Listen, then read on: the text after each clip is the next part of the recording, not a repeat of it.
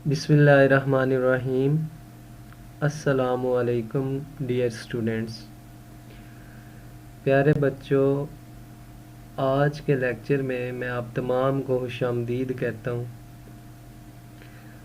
जैसा कि स्क्रीन पे आपको नज़र आ रहा होगा, आज का हमारा टॉपिक जो है जिसको हम डिस्कस करेंगे ये नेफ्रॉन, और नेफ्रॉन के आगे मज़ीद दो हिस्से होते हैं, इनको भी हम डिस्कस करेंगे।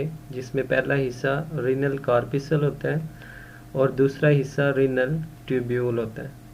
तो सबसे पहले नेफ्रॉन को देख लेते हैं। नेफ्रॉन बेसिकली क्या चीज़ होती है?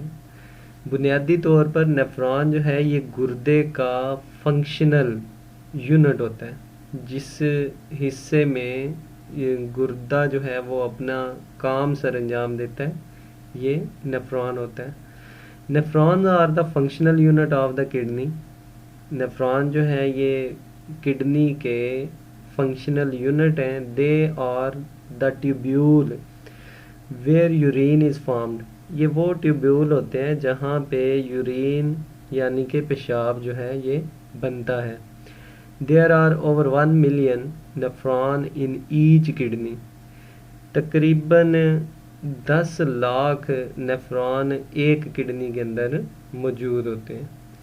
Each nephron has 2 parts. Her nephron के 2 पार्ट्स होते हैं, जिसमें पहला हिस्सा मैंने पहले भी आपको बताया, ये हमारा टॉपिक भी है। हर नेफ्रॉन के 2 पार्ट्स होते हैं। First part is called renal corpuscle and second part is called renal tubule. आगे प्यारे बच्चों, हम इन पार्ट्स को मज़ीद डिटेल में डिस्कस करेंगे। तो पहला जो पार्ट है इसकी तरफ हम चलते हैं, renal corpuscle. It is the first part of nephron.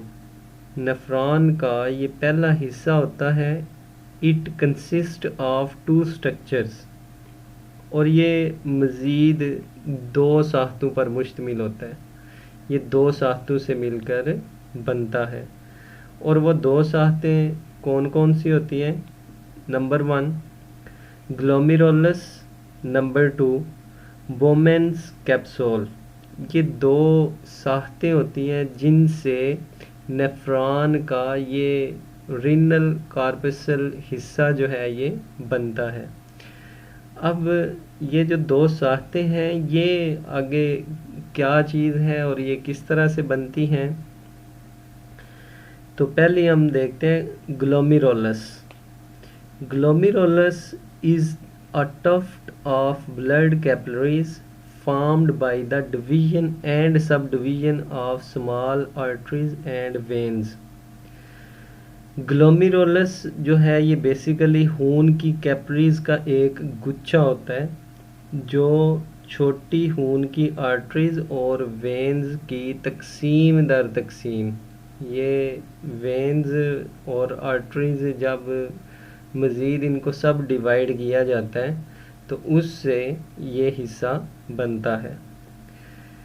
दूसरी जो साख्त रीनल कार्पसल में पाई जाती है वो बाउमेन्स कैप्सूल है, और ये एक कप शेप स्ट्रक्चर होता है, एक कप शेप साख्त होती है जो कि ग्लोमेरुलस के गिर्द गिरी होती है, जिसमें ग्लोमेरुलस जो है वो गिरा होता है। Structure enclosing glomerulus.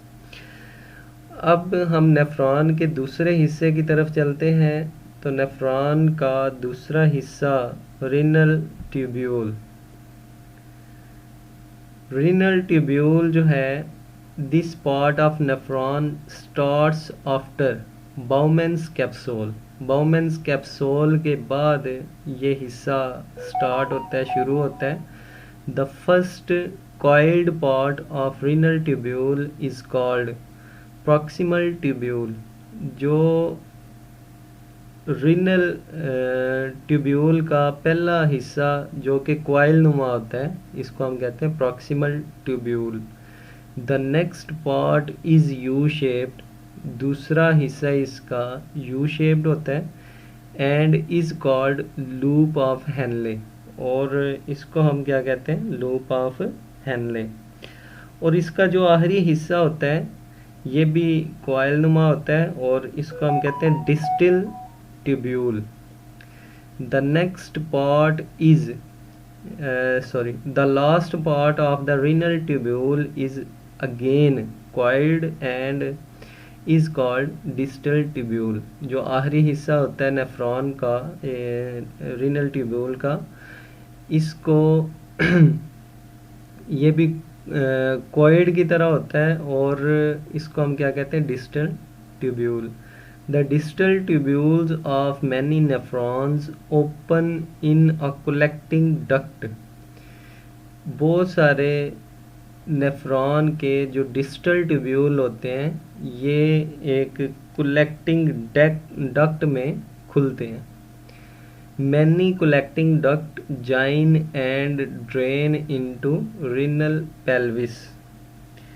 बहुत सारे जो कलेक्टिंग डक्ट्स होते हैं ये मिलकर रिनल पेल्विस में खुलती हैं। तो प्यारे बच्चों, आज के टॉपिक में हमने बेसिकली हमारा जो टॉपिक था वो था नेफ्रॉन। नेफ्रॉन को मज़ीद जो है वो दो हिस्सों में डिवाइड किया जाता है, जिसमें पहला हिस्सा जो था वो रिनल कार्पसल था और दूसरा रिनल ट्यूब्यूल। तो इसी लेक्चर के अंदर हमने इनको भी मज़ीद डिस्क्राइब किया। अब आपका जो काम है, ये जितनी भी छोटी छोटी डेफिनेशंस हाईलाइट हुई हैं इनको आपने अपनी कॉपी पे नोट कर लेना है और इसके साथ इसको याद भी कर लेना है। ये जिस तरह प्रॉक्सिमल ट्यूब्यूल है, लूप ऑफ हेनले है, डिस्टल ट्यूब्यूल है, ये डेफिनेशंस बनती हैं, ये आपने अपनी कॉपी पे नोट कर लेनी है। और इसी तरह ये पीछे भी ये जितने भी हाईलाइट वर्डिंग में वर्ड लिखे हुए हैं इनकी आपने डेफिनेशन बना लेनी है और इनको अच्छी तरह से नोट भी कर लेना है और याद भी कर लेना है। तो इसी के साथ मैं अपने अगले लेक्चर तक आपसे इजाज़त चाहूँगा। मुझे इजाज़त दीजिए। अल्लाह हाफिज़, फ़ी अमान अल्लाह।